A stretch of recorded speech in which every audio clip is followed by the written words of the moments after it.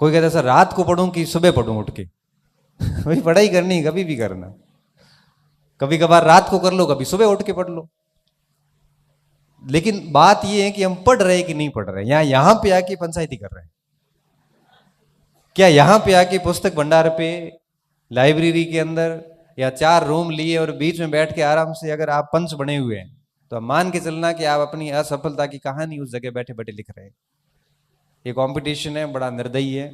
ये नहीं देखता कि आप किस गरीब परिवार से आते हैं या अमीर से आते हैं।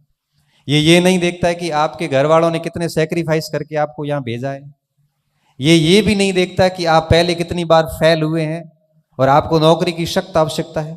ये भी नहीं देखता कि आपके ऊपर पीछे पूरा परिवार इंतजार में बैठा है कि ये नौकरी लगे तो इन 2 बच्चियों को आके भेजूं। ये भी नहीं देखता कि आपके हालात अच्छे नहीं है, आपको नौकरी की सख्त आवश्यकता है। ये सिर्फ ये देखता है कि ओएमआर सीट में आपने घोड़े कैसे भरे।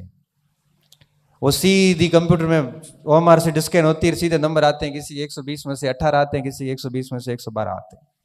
और ये तय इस बात पे होता है कि आपने कितनी गहराई से, कितनी तन्मयता से किताबों को घोट घोट के याद किया है। हालत खराब हो जाती है किताब की साइज बड़ी हो जाती है। 120 पेज की किताब, 120 पेज का रजिस्टर ऐसे लगता है जैसे 500 पेज की किताब हो। 5-5, 6-6 कलर के स्याही घसी हुई होती है उस नोट्स पे, उस किताब के ऊपर।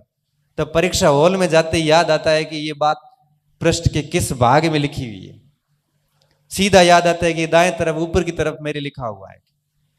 ये स्थितियां आती हैं तब एक्यूरेसी आती, तब आप कहते हो हमारी एक्यूरेसी नहीं आती, गलत ज्यादा हुए सर। गलत होंगे ही कि मार आता आता है गलत हो गया। आते आते कैसे गलत हो गए? या तो आ नहीं रहा था या गलत हो गया, सीधी सी बात है। देखो आता आता किसी का गलत नहीं होता। ये एक सदी का सबसे बड़ा झूठ है। ये सबसे बड़ा झूठ है जो हम लोग अपनी असफलता को जस्टिफाई करने के लिए हर जगह बोलते हैं। आता आता किसी को गलत नहीं होता, पहली चीज। दूसरी बात, जब हम बाहर निकल के कहते हैं ना कि आधे नंबर में फेल हो गई हो या 1 नंबर ही ला रहे हो, भाई साहब आपने परीक्षा हॉल में पूरी ताकत लगा ली थी, 1 नंबर आया नहीं। आप 1 नंबर से नहीं हुए हैं। आप ये एक्सेप्ट कीजिए कि परीक्षा हॉल में आपने सारे हार्मोन एक्टिव कर लिए थे, आपने पूरी ताकत लगा ली थी, पूरी चेष्टा की थी। अगर किसी प्रश्न की अगर छोटी अंगुली भी पकड़ में आई थी तब भी उसको आपने गिराने की कोशिश की थी, लेकिन उत्तर निकला नहीं निकला, 1 नंबर आया नहीं। आपने पूरी मेहनत कर ली उसके बावजूद भी। और मैं ये कहता हूं कि जब आप घंटों घंटों पढ़ के, घंटों घंटों मेहनत करने के बाद में जब आप सिलेक्शन लेते हैं ना, तब वो 1 नंबर ही हासिल करते हैं। वो 1 नंबर के लिए बहुत मेहनत करनी पड़ती है, तब जाके वो 1 नंबर आता है और हम हंसते हंसते गलत करके आ जाते हैं। इसलिए कहते हैं कि जब जितना आप ढंग से मेहनत करेंगे, जितनी आप बार बार रिवीजन करेंगे, एक भाग के लिए भाई 1 ही किताब रखो ना, ये 20 किताबें रखने की क्या जरूरत है।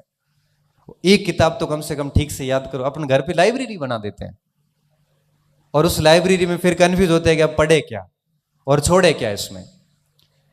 इसलिए इस बात का व्यक्तिगत रूप से मैं आपको कह रहा हूं, आप सब आए हैं तो कह रहा हूं कि हमेशा इस चीज का ध्यान रखें कि जब भी किसी परीक्षा की तैयारी करें तो बड़ी शांति से करें। किसी को मत कहो कि मैं किसकी तैयारी कर रहा हूं, सिर्फ 2-4 लोगों को पता होना चाहिए। रिजल्ट आएगा तब दुनिया अपने आप देख लेगी। दूसरी बात, हर भाग के लिए एक एक मैटर रखे, चाहे नोट्स रखो, चाहे किताब रखो, जो भी रखो। आप किसी को पूछो मत मुझे क्या पढ़ना है, क्योंकि हर व्यक्ति अलग अलग राय देगा और उस राय में आप कंफ्यूज ऐसे होंगे कि आप लास्ट में डिसीजन नहीं ले पाएंगे कि मुझे किस किस मटेरियल को देखना है। हर भाग की एक ही किताब लेके और फिर गायब हो जाओ। फिर मत देखो कि क्या चीजें हो रही है दुनिया में। फिर आप इतना काम करिए कि अपने उस सिलेबस को बार बार पढ़िए, उसको जितना आप रिवीजन कर सकते हो करिए। इस फोन को जितना साइलेंट करके रख सकते हो रखिए। आप जितनी ज्यादा मेहनत कर सकते हो करिए। इससे पता 2 फायदे हैं, एक तो रिजल्ट मिलेगा, दूसरा व्यक्ति अच्छे हो जाएंगे।